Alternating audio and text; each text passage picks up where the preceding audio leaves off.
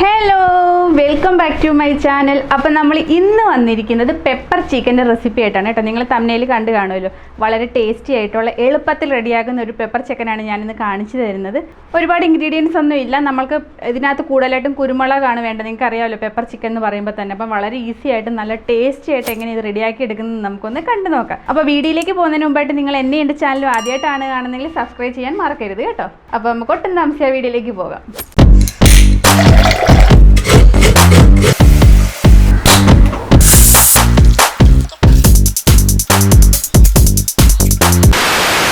നമുക്ക് pepper chicken ഉണ്ടാക്കാൻ തുടങ്ങാവേ. അതിന് വേണ്ടിയിട്ട് ഞാനൊരു 2 സവാള എടുത്തിട്ടുണ്ട് കേട്ടോ. ഒരു വലിയ സവാളയും ഒരു ചെറിയ സവാള എടുത്തിരിക്കുന്നു കേട്ടോ.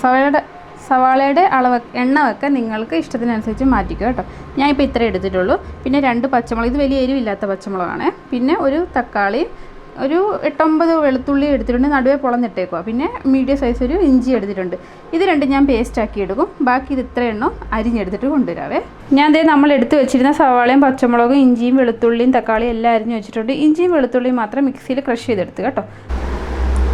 ഇനി ചിക്കൻ കറി ഉണ്ടാക്കാനായിട്ട് ഞാനൊരു കടായി വെച്ച് കൊടുത്തിട്ടുണ്ട്. അപ്പോൾ അതിലേക്കൊരു 3 ടേബിൾ സ്പൂണോളം വെളിച്ചെണ്ണ ഒഴിച്ച് കൊടുക്കുകയാണേ. വെളിച്ചെണ്ണ ഇതിൻ്റെ ഒരു പ്രത്യേക ടേസ്റ്റാണ് കേട്ടോ. നിങ്ങൾക്ക് വെളിച്ചെണ്ണ ഉണ്ടെങ്കിൽ വെളിച്ചെണ്ണ തന്നെ മാക്സിമം ഇടാനായിട്ട് ശ്രദ്ധിക്കുക. അതുപോലെ തന്നെ കുറച്ച് കൂടുതൽ വേണ്ടി വരും, കാരണം അപ്പോഴാണ് ഇതിൻ്റെ ആ ടേസ്റ്റ് നമുക്കറിയാൻ പറ്റുക. വെളിച്ചെണ്ണ ഒന്ന് ചൂടായി വരുമ്പോൾ കുറച്ച് കറിവേപ്പില ഇട്ട് കൊടുക്കാം. പിന്നെ ഞാൻ ചേർത്ത് കൊടുക്കുന്നത് തേങ്ങാക്കൊത്താണ്. ഇതൊരു കൈപ്പിടിയുണ്ട്. തേങ്ങാക്കൊത്തും നിങ്ങളുടെ ഇഷ്ടത്തിനനുസരിച്ച് കൂട്ടുകയോ കുറയ്ക്കുകയോ ചെയ്യാം. ഇതിന് നന്നായിട്ടൊന്ന് മൂക്കട്ടൊന്ന് ചുമന്ന് വരുന്ന സമയത്ത് നമുക്ക് ബാക്കി ഇൻഗ്രീഡിയൻസ് ചേർത്ത് കൊടുക്കാം. നമ്മുടെ തേങ്ങാക്കൊത്തൊക്കെ നന്നായിട്ടൊന്ന് മൂത്ത് വന്നിട്ടുണ്ട്. നല്ലൊരു മണം വരുന്നുണ്ട്. ആ സമയത്ത് നമുക്ക് ഇഞ്ചിയും വെളുത്തുള്ളിയും കൂടെ ചതച്ചിട്ട് കൊടുക്കാം. നന്നായിട്ടൊന്ന് വഴറ്റി കൊടുക്കുക.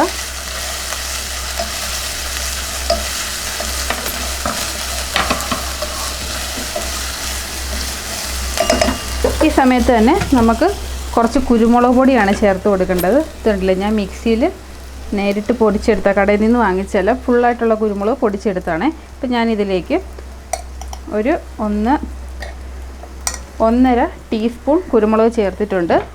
എന്നിട്ട് നന്നായിട്ടൊന്ന് വഴറ്റി കൊടുക്കുക. ഇത് രണ്ടും കൂടെ കിടന്നിട്ട് നന്നായിട്ടൊന്ന് പച്ചമണം കംപ്ലീറ്റ് മാറുന്ന വരെ വഴറ്റിയെടുക്കുക.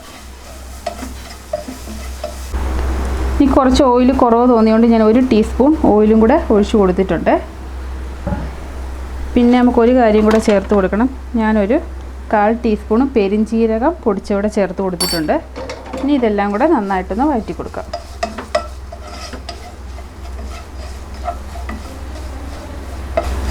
ഓരോ സ്റ്റെപ്പ് ചെയ്യുമ്പോഴും ഇത് നന്നായിട്ടൊന്ന് മൂപ്പിച്ചെടുക്കണം കേട്ടോ. നമ്മളിടുന്ന എല്ലാ സാധനങ്ങളും മൂത്ത് വേണം നമ്മൾ അടുത്ത സ്റ്റെപ്പിലേക്ക് പോകാനായിട്ട്.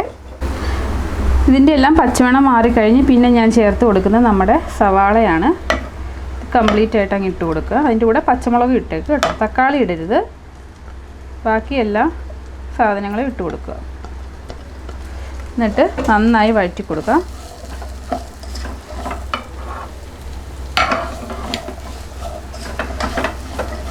ഇതൊന്ന് പെട്ടെന്ന് വഴന്ന് കിട്ടാനായിട്ട് ഉപ്പ് ചേർക്കുന്നുണ്ട്. ഞാൻ കറിക്ക് ആവശ്യമായ ഉപ്പ് തന്നെ ഇട്ട് കൊടുക്കുന്നുണ്ട്. ഇത്ര പോരായിരിക്കില്ല, കുറച്ചുകൂടെ വേണ്ടി വരും. എന്നാലും ഇപ്പം സവാള വഴന്ന് കിട്ടട്ടെ. എന്നിട്ട് മീഡിയം ഫ്ലെയിമിൽ ഇട്ട് കൊടുക്കാവേ. എണ്ണ പോരാന്ന് തോന്നുവാണെങ്കിൽ എണ്ണ ഒഴിച്ച് കൊടുക്കണം കേട്ടോ.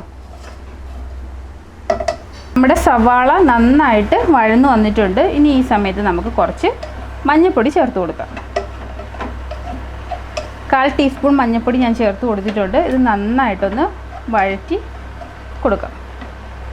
ഇനി നമുക്ക് നെക്സ്റ്റ് മല്ലിപ്പൊടി ചേർത്ത് കൊടുക്കാവേ. 1 ടീസ്പൂൺ മല്ലിപ്പൊടിയാണ് ഞാൻ ചേർത്ത് കൊടുക്കുന്നത്. ഇത് തികച്ചും ഓപ്ഷനിലാണ്. നിങ്ങൾക്ക് ഇഷ്ടമുണ്ടെങ്കിൽ മാത്രം മല്ലിപ്പൊടി ചേർത്താൽ മതി കേട്ടോ.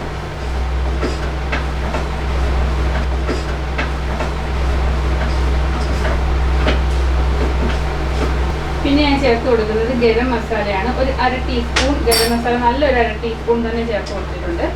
നിങ്ങൾക്ക് ചിക്കൻ മസാല ഉണ്ടെങ്കിൽ ഈ സമയത്ത് കുറച്ച് ചിക്കൻ മസാല, ഒരു 1/2 ടീസ്പൂൺ ചിക്കൻ മസാല കൂടെ ചേർത്ത് കൊടുക്കുക. അത് എൻ്റെ ഇപ്പോൾ കഴിഞ്ഞിരിക്കുന്നതുകൊണ്ട് ഞാൻ ചേർക്കുന്നില്ല. അതുപോലെ തന്നെ നിങ്ങൾക്ക് കാഷ്യൂ നട്ട്സോ എന്തെങ്കിലും ബദാമോ എന്തെങ്കിലും ഉണ്ടെങ്കിൽ അത് പൊടിച്ചോ അരച്ചോ ഒക്കെ ഇതിനകത്ത് ചേർക്കുന്നത് നല്ല ടേസ്റ്റ് ആയിരിക്കും കേട്ടോ. അപ്പോൾ ഇതൊന്നും എൻ്റെ ഇല്ലാത്തതുകൊണ്ട് ഞാൻ ഒന്നും ചേർക്കുന്നില്ല.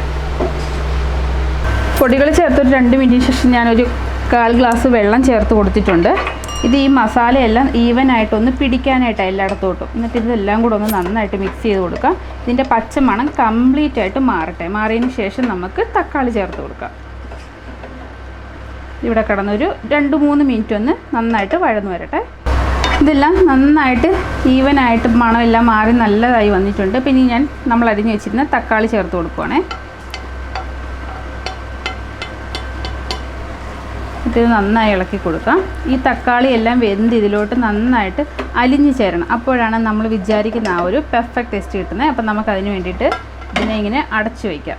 എന്നിട്ട് ലോ ഫ്ലെയിമിലിട്ട് ഇത് നന്നായിട്ട് വെന്ത് വരട്ടെ. നമ്മുടെ തക്കാളിയെല്ലാം നന്നായിട്ട് വെന്ത് അലിഞ്ഞ് ഇതിനകത്ത് ഉടഞ്ഞ് ചേർന്നിട്ടുണ്ട് കേട്ടോ. പിന്നെ നമുക്ക് നമ്മൾ കഴുകി വെച്ചിരുന്ന ചിക്കൻ പീസസ് ഇട്ട് കൊടുക്കാവേ. ഇതിപ്പം 1 കിലോ ചിക്കൻ ഉണ്ട്. 1 കിലോ ചിക്കൻ്റെ അളവാണ് ഞാൻ കാണിച്ചു തരുന്നത് കേട്ടോ.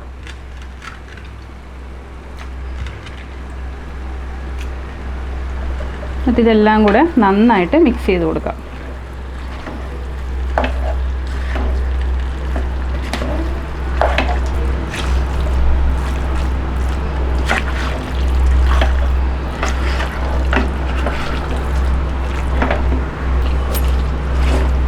ഞാൻ ഇത് നന്നായിട്ട് മിക്സ് ചെയ്തിട്ടുണ്ട്.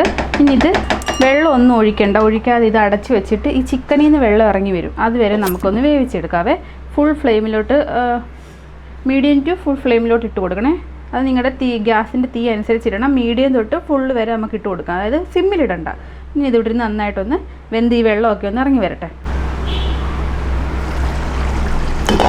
കണ്ടോ, നല്ലതായിട്ട് വെള്ളം എല്ലാം ഇറങ്ങി വന്നിട്ടുണ്ട് ചിക്കനിൽ നിന്ന്. ഈ സമയത്ത് നിങ്ങൾ ഉപ്പ് നോക്കണം കേട്ടോ. ഉപ്പ് കുറവുണ്ടെങ്കിൽ ഉപ്പ് ചേർത്ത് കൊടുക്കണം. എന്നിട്ട് ഇത് നന്നായിട്ട് ഇവിടെ ഇരുന്ന് വേകട്ടെ.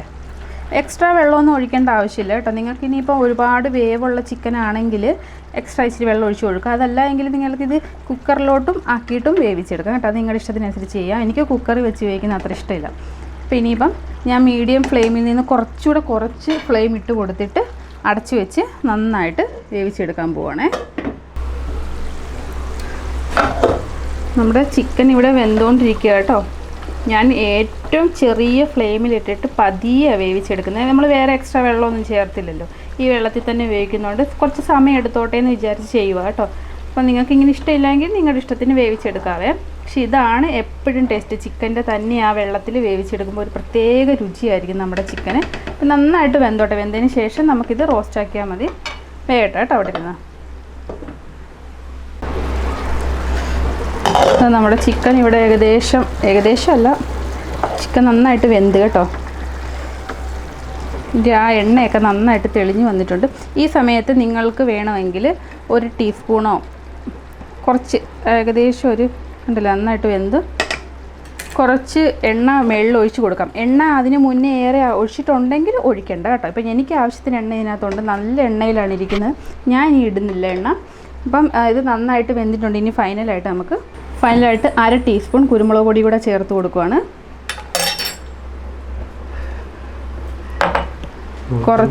കുറച്ച് കറിവേപ്പില കൂടി ഇട്ട് കൊടുത്തിട്ടുണ്ട്. എന്നിട്ട് നന്നായിട്ടൊന്ന് മിക്സ് ചെയ്ത് കൊടുക്കാം. ഇപ്പോൾ റെഡി ആയിട്ടുണ്ട് നമ്മുടെ ചിക്കൻ പെരളൻ. കുരുമുളകിൽ നന്നായി വരട്ടിയെടുത്ത ചിക്കൻ പെരള റെഡി ആയിട്ടുണ്ട്. അപ്പോൾ എല്ലാവരും ഒന്ന് ട്രൈ ചെയ്ത് നോക്കണം കേട്ടോ. നല്ല കിടുപൊളി ടേസ്റ്റാണ്. അപ്പം നിങ്ങൾക്ക് യൂസ്ഫുൾ ആവുന്ന, എൻ്റർടൈനിങ് ആണ്. നെക്സ്റ്റ് വീഡിയോയിൽ കാണാം.